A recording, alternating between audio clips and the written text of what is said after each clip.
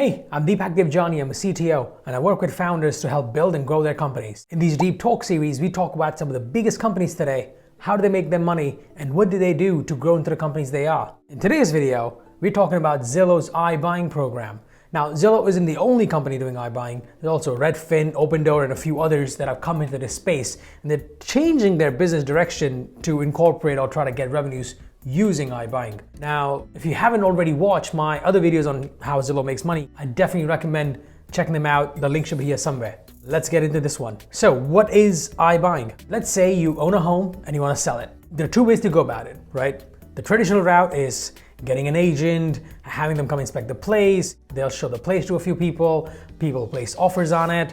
Maybe they ask you to change this, make this, fix this, change that. Then you go through all that, and at the end of this entire rigmarole, you have an offer and eventually, hopefully, money in the bank and all that stuff. Now, this first way takes a lot of time, effort, physical changes to your home, not a quick, efficient way. iBuying is a program through which Zillow and other companies like Zillow give you an offer to buy your home in one day. That's right. They don't come to your house. They don't ask you to fix things inside the house. There's no inspection. Most of the times, none of those apply. This is literally for instant buying offers on your home. Now, this is a new business unit within Zillow. Now, why would Zillow do this? Well, Zillow then hopes to maybe make some fixes, maybe not, but then it expects to flip the house to somebody else who's looking to buy a home within, say, 90 days of buying it from you. In the industry, this is commonly known as house flipping. Zillow is essentially trying to become a house flipper. In fact, in just Phoenix, Arizona, about 6% of house sales were done through iBuying offers. So this is something that's definitely picking up steam amongst homeowners. So how is Zillow able to make money from this or even place accurate offers on houses?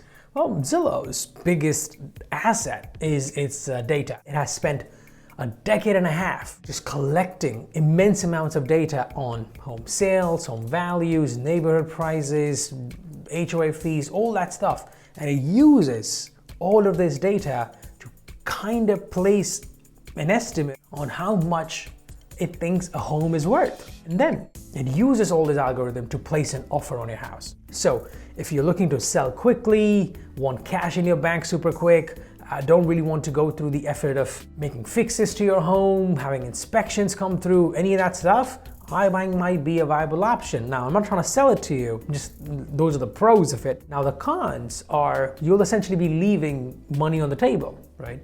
Zillow, let's say, has figured out that your house is worth $500,000. It's not going to give you $500,000.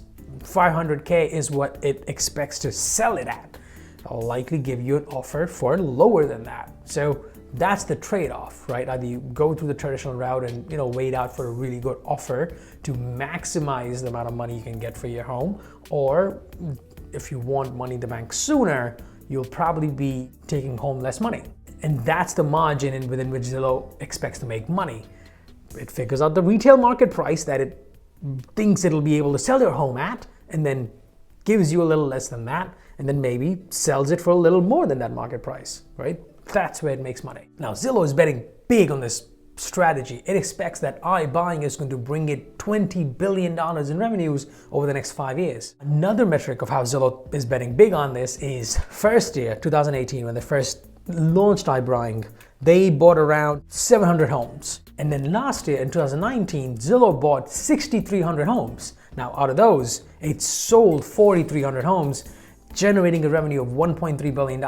And that's just in the second year of the program ever being used within Zillow. Now, Zillow's website definitely claims that they don't flip houses to make money, and they're trying to change how the real estate industry works and provide a better service for consumers and all that. Yeah, it's a little hard to believe when you actually look at the numbers, right? You'll know this from my other Zillow videos. iBuying made up for almost half, so about 43-45% of Zillow's entire revenues in 2019. So why did Zillow bet so high and expand into iBuying? Well, there's key to it. Zillow, as you know, doesn't charge you to show you listings.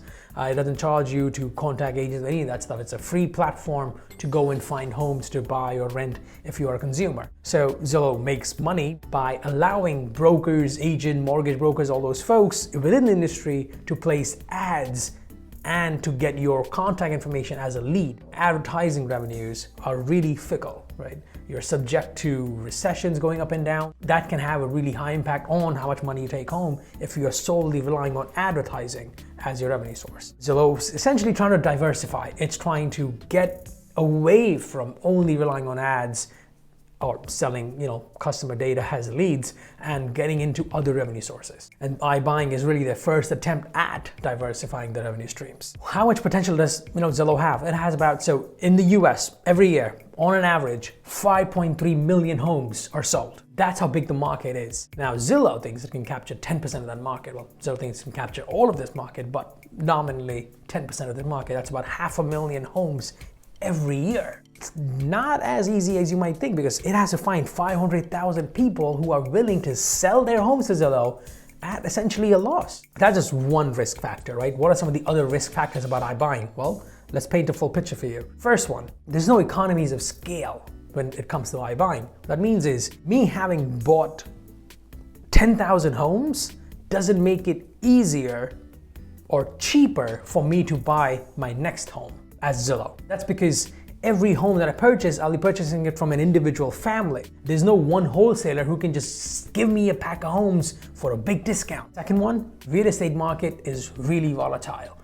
Recessions can come and go, and that can have a huge impact on inventory, home sales month after month. And what happens with this is, if Zillow ends up buying a bunch of homes, then it might be stuck with a whole lot of inventory, homes on its balance sheet. And then if the market slows down, Zillow will not be able to flip them fast enough to make that money back. Okay, so what happens if it can't sell homes fast enough? Well, that comes down to how it's financing these homes. So let's say Zillow wants to buy 50,000 homes in a year, right? 1% of the total market. And let's say each home is about $500,000. That's $25 billion that it needs, if my math is right. Where is it getting this money from? Well, it's financing it from big banks and stuff. So let's say recession hits, this market slow down, it bought 50,000 homes and it can't sell them quickly enough. So this $25 billion that it took from the market, Zillow still owes interest payments on this money.